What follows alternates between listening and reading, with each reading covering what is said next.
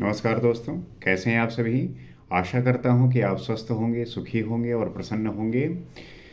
जैसा कि हम श्रीमद् भागवत गीता में ये समझने और जानने का प्रयास करते हैं कि ईश्वर को प्राप्त करने में मुश्किलात कौन सी आती हैं, बाधा क्या बनता है, शत्रु कौन है। और इस पे काफ़ी विचार करने के बाद, विश्लेषण करने के बाद हम यही समझते हैं कि हमारी जो शत्रुता है, हमारे जो दुश्मन हैं, वो कोई और नहीं बल्कि हम स्वयं ही हैं। हम खुद के ही शत्रु बने हुए हैं, क्योंकि जिस काम के लिए हमें तत्परता चाहिए, जो दृढ़ता चाहिए, जो मजबूती चाहिए, हम उसके लिए शायद तैयार नहीं होते।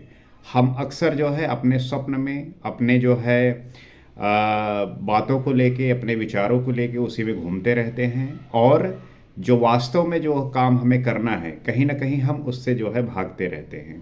तो ये कैसे पूर्ण होगा? ये पूर्ण करने के लिए आपको करना क्या होगा, आवश्यक क्या है, और इसमें बाधाएं कौन कौन सी आती हैं? जब तक हम इसको नहीं आइडेंटिफाई करेंगे, चीज़ें जो है सामने नहीं आएंगी। तो ये आइडेंटिफाई होगा कैसे? हम कैसे जानेंगे कि जो हमारी कमी है उसे हम कैसे जो है आइडेंटिफाई करें, कैसे उसको जानें? तो जैसा कि हम अक्सर बात करते हैं कि जो हमारे कमियों का, हमारे परेशानियों का जो कारण है, वो यही होता है कि जो हमारा विचार है, जो हमारा मन है, वही हमारे रास्ते में रोड़ा बनता है, वही हमारे रास्ते में अवरोध उत्पन्न करता है। तो ऐसा क्या करें कि वो जो रास्ते में अवरोध बन के खड़ा है, जिससे आप बचना चाहते हैं, जिससे आप निकलना चाहते हैं, तो उससे हम कैसे निकल पाएँ, कैसे हम उससे बच पाएँ? तो उसका यही सिर्फ एकमात्र उपाय है कि आप जो है ध्यान करिए, आप जो है मनन करिए, आप चिंतन करिए। आपके एक एक काम, आपका एक एक जो है कर्तव्य, वो बड़े होश में होना चाहिए। अगर उसमें आपने बेहोशी जो है दिखाई, तो आपका जीवन जो है बड़ा ही मुश्किल हो जाएगा और चुनौती चुनौती भरा हो जाएगा। तो कैसे हम प्राप्त करेंगे वो स्थिति? क्या वो इतनी आसान है?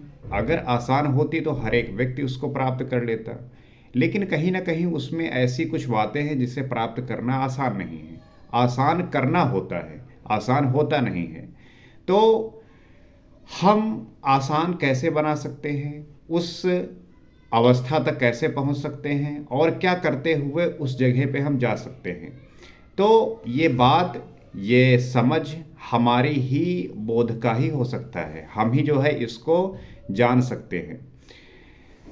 तो बात आप तो जानते ही हैं और समझते भी हैं, लेकिन बात को अगर सही तरीके से हम जानेंगे, सही तरीके से उसको अप्लाई करेंगे, तब जो है वो घटित होगा, तब जो है आपके वो कार्य में आएगा। तो श्रीमद् भागवत गीता, मैं इसीलिए आपसे कहता हूँ कि इसका अध्ययन करिए, आप इसका चिंतन करिए। जब आप इसको पढ़ते हैं, पढ़ने के बाद आप आंख बंद किए, चिंतन करना प्रारंभ किया कि हमने सीखा क्या, और उसके बाद उसको जो है आप अपने जीवन में उतारते हैं, अपने कार्यों में और लोगों के प्रति, तब वो चीज़ें जो है धीरे धीरे घटित होना प्रारंभ होती हैं।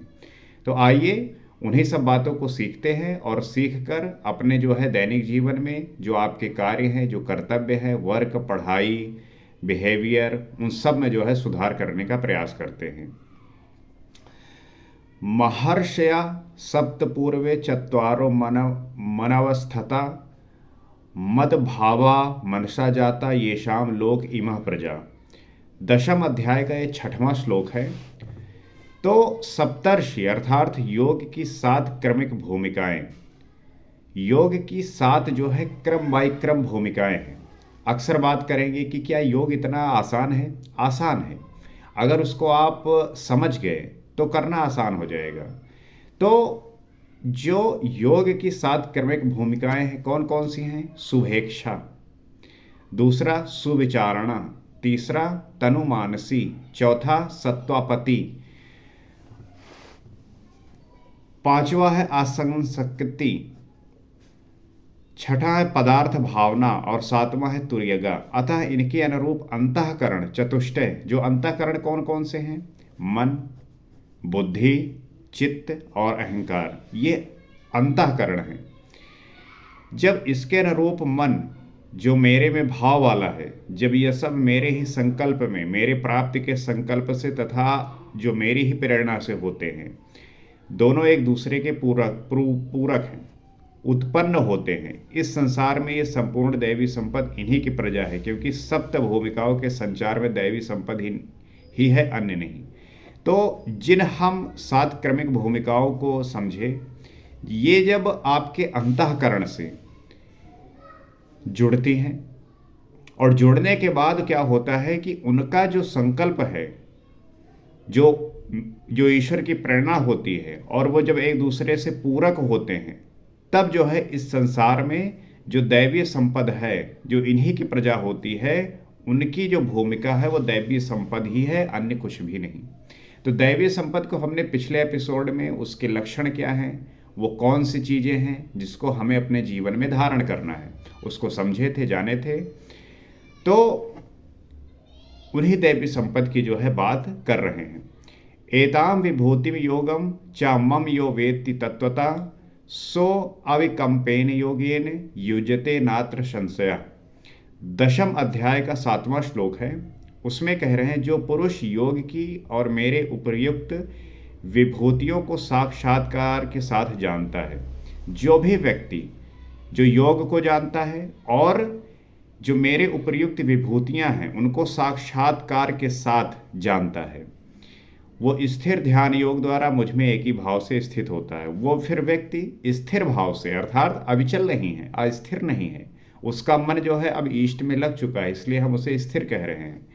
तो ध्यान योग द्वारा जो है वो मुझ में एक ही भाव में स्थित होता है, अर्थात अब मेरा और उसका जो है एक भाव हो गया है, एक ही भाव हो गया है, इसमें कुछ भी संशय नहीं है। तो अब लेश मात्र भी जो है संशय नहीं बचता, अर्थात अब वो जो व्यक्ति जो है वो मुझ में है और मैं जो है उसमें हूँ। जिस प्रकार वायु रहित स्थान में रखे दीपक की लौ सीधी जाती है, कंपन नहीं होती, योगी के जीते हुए चित्त की यही परिभाषा है। आप देखेंगे कि जब हवा नहीं होती और आप दीपक जला के रख दो तो जो उसकी लौ है वो सीधी जाती रहती है, कंपन बिल्कुल भी नहीं होता। अब तो खैर आज के समय के लोग तो दीपक क्या ही जानेंगे, कैंडल जानते होंगे, मोमबत्ती। जब मोमबत्ती आप जला के रखिए तो उसकी जो लौ है, अगर हवा नहीं चल रही है तो एकदम सीधी रेखा में ऊपर जाती है, और जब हवा चलती है तो उसकी जो लौ है वो हिलती डुलती रहती है। तो उसी प्रकार जब वायु से रहित स्थान में जो दीपक है उसकी लौ जो है बिल्कुल सीधी जाती है और कंपन जो है बिल्कुल होता नहीं है। तो योगी के जीते हुए चित्त की यही परिभाषा है। अगर योगी जीवित है तो उसके जीते जी जो उसका चित्त है उसी प्रकार से होता है, अर्थात अब उसमें कंपन नहीं है, उसके मन में कोई विकार नहीं है, उसका मन जो है विचलित नहीं है, अर्थात वो बिल्कुल फोकस्ड है, बिल्कुल शांत है और एक ही दिशा में, एक ही रास्ते में चल रहा है। प्रस्तुत श्लोक में अविवेकंपेन शब्द इसी आशय की ओर संकेत करता है। मतलब ये कि आपका मन जो है वो उसमें कंपन नहीं होना चाहिए। आपका मन किसी काम के लिए अगर स्थिर हो गया है तो हो गया है, दृढ़ निश्चय आपने कर लिया है तो कर लिया है। अगर आपको कुछ प्राप्त करना है तो करना है। आपने जो है निश्चय कर लिया कि मुझे आज से जो है रनिंग करनी है तो करनी ही है, आज से आपको जिम जाना है तो जाना ही है। उसमें फिर कोई भी ऐसा विचार ना आए, कोई भी ऐसा बाह्य जो है कोई भी सिचुएशन क्रिएट हो जाए, लेकिन आपको आपके लक्ष्य से जो है भ्रमित ना कर सके। ये है आपके चित्त की स्थिरता कि आपने अगर साध लिया कि मुझे रनिंग करना है, मुझे जिम जाना है, मुझे पढ़ाई करनी है, तो उसके लिए आप बिल्कुल स्थिर हो जाइए कि हाँ मुझे ये करना ही है, ये तो करना ही है। तो इस प्रकार का जब मन आपका शांत होता है तो फिर वही व्यक्ति धीरे धीरे योगी बनता है। यही योगी की परिभाषा है कि उसका मन जो है वो उसके नियंत्रण में है।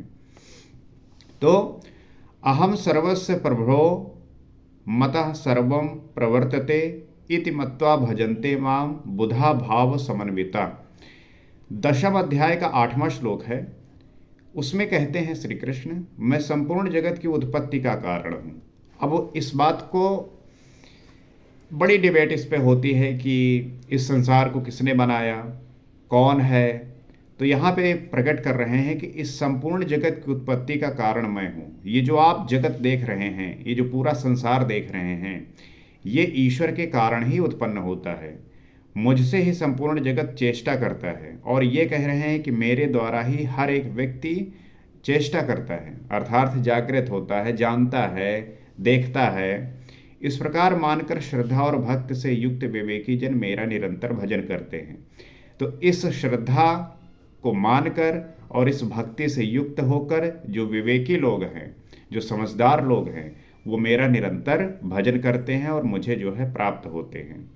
अब बहुत सारे प्रश्न लोग करते हैं कि ठीक है, अगर आपने ये मान लिया कि इस संसार को ईश्वर ने बनाया, और बनाने के बाद जो है आप उसको ये समझते हुए, मानते हुए कि ईश्वर ने बनाया है, आप उसकी जो है श्रद्धापूर्वक भक्ति करते हैं और निरंतर भजन करते हैं, तो आपको ईश्वर मिलता है। लेकिन बहुत सारे ऐसे लोग हैं जो प्रश्न खड़ा करते हैं कि ईश्वर है तो कहाँ है, क्या करता है, किस प्रकार से सृष्टि चलाता है। तो बहुत तरीके के प्रश्न जो है सामने आते हैं। तात्पर्य यह है कि योगी द्वारा मेरे अनुरूप जो प्रवृत्ति होती है उसे मैं ही किया करता हूँ। अब इसका तात्पर्य क्या है कि जो योगी होते हैं वो मेरे अनुरूप जो प्रवृत्ति करते हैं वो मैं ही किया करता हूँ, अर्थात जो वो भी कुछ कर रहे होते हैं वो मेरे द्वारा ही किया जा रहा होता है। क्योंकि अब योगी और वो एक समान हो गए हैं, एक जैसे हो गए हैं। वो मेरा ही प्रसाद है। कैसे है, इसे पीछे स्थान स्थान पर बताया चुका। वे निरंतर भजन किस प्रकार करते हैं इस पर भी कहते हैं। तो वो जो योगी हैं वो किस प्रकार से भजन करते हैं, इन सब के बारे में जो है हम आगे समझते हैं। तो मच्चिता मद्रत प्राणा बोधयंता परस्परम कथयंतश्व माम नित्यम तुष्यन्ति च रमन्ति च। 10वें अध्याय का ये 9वां श्लोक है, और इसमें कहते हैं अन्य किसी को स्थान न देकर मुझ में ही निरंतर चित्त को लगाने वाले, मुझ में ही प्राणों को लगाने वाले सदैव परस्पर मेरी क्रियाओं का बोध करते हैं। वो यही कह रहे हैं कि किसी अन्य स्थान पर जो है चित्त न लगाकर सिर्फ मुझ में ही प्राणों को लगाने वाले सदैव जो है मेरी प्रक्रियाओं द्वारा बोध करते हैं, अर्थात मुझे जानने का प्रयास करते हैं। और जो व्यक्ति मुझे जान लेता है उसको जो है परम शांति, परम गति प्राप्त हो जाती है। मेरा गुणगान करते हुए संतुष्ट होते हैं तथा निरंतर मुझ में ही रमण करते हैं। तो वो मेरा जो है गुणगान करते हुए उनका जीवन संतुष्ट हो जाता है और सदैव मुझ में ही रमण करते हैं, अर्थात उनका जो स्मरण है वो सदैव ईश्वर के प्रति ही लगा रहता है। उन्हीं को वो देखते रहते हैं, उन्हीं को सुनते रहते हैं और उन्हीं के द्वारा जो है सारी चीज़ें जानते हैं। अर्थात उनका जो सारा काम है, जो उठना, बैठना, सोना, जागना, हर एक वक्त जो है वो ईश्वर के ही कृपा से और उन्हीं में जो है वो विचरते हैं। तो ईश्वर को प्राप्त करना सिर्फ इसी बात पर निर्भर करता है कि आपका जो मन है उनके प्रति लग जाए, उनके प्रति आपका जो चित्त है लग जाए, आपका चित्त जो है भटके नहीं, कहीं अन्य विषयों पे ना लगे। जब उनके प्रति लगेगा, उनके प्रति जब आपका चित्त मन शुद्ध होगा, तब आप और चीज़ों को लेके जो है बड़े ही स्पष्ट हो जाओगे। आपका जो मन है, आपका जो चित्त है वो बहुत ही साफ, पवित्र और सुदृढ़ हो जाएगा। तो इस बात को जानते हुए, इस बात को समझते हुए कि ये जो बातें हैं ये गूढ़ हैं, रहस्य हैं, लेकिन सीधी हैं, आप समझ जाओगे, करोगे तो अभ्यास से आपको परम गति, परम शांति और ईश्वर की प्राप्ति अवश्य होगी। तो इस बात को जानते हुए, इस बात को समझते हुए कि आप इसको जानकर अपने जीवन में धारण करेंगे और इसको धारण करने के बाद अपने जीवन को उत्कृष्ट अवस्था पर लेके जाएंगे। इसी आशा के साथ अगले एपिसोड में हम आगे बात करेंगे और इसी प्रकार से इन विचारों से जुड़ने के लिए, इन विचारों को जानने के लिए, अर्थात आप और हमारा ये उद्देश्य होना चाहिए कि इस भारत देश में या विश्व में बहुत ऐसे लोग हैं जिसके पास सब कुछ होते हुए भी या जिनके पास नहीं है, वो किसी ऐसी चीज़ों के पीछे भाग रहे हैं जहाँ पे उनको संतुष्टि नहीं मिल पाती। लेकिन जब वो चीज़ों को जान लेते हैं, समझ जाते हैं, तब उनका जो मन है वो शांत हो जाता है और ईश्वर के प्रति उनकी जो श्रद्धा है, भक्ति है, वो सुदृढ़ और मजबूत हो जाती है। तो इस बात को समझते हुए, जानते हुए आप जो है इस चैनल से जुड़ सकते हैं, ताकि हम इस चैनल को हर एक व्यक्ति तक ले जाएं और ताकि उस व्यक्ति को इसका लाभ मिले, इसका फ़ायदा मिले, इस बात को जान पाए, ताकि वो अपने चीज़ों को लेके अवेयर हो सके, अपने विचारों को लेके, अपने बातों को लेके, अन्य विषयों को लेके, और इस तरीके से हम चीज़ें जो है बेहतर और अच्छा कर सकते हैं। अगले एपिसोड में आपसे फिर मुलाकात होती है। नमस्कार।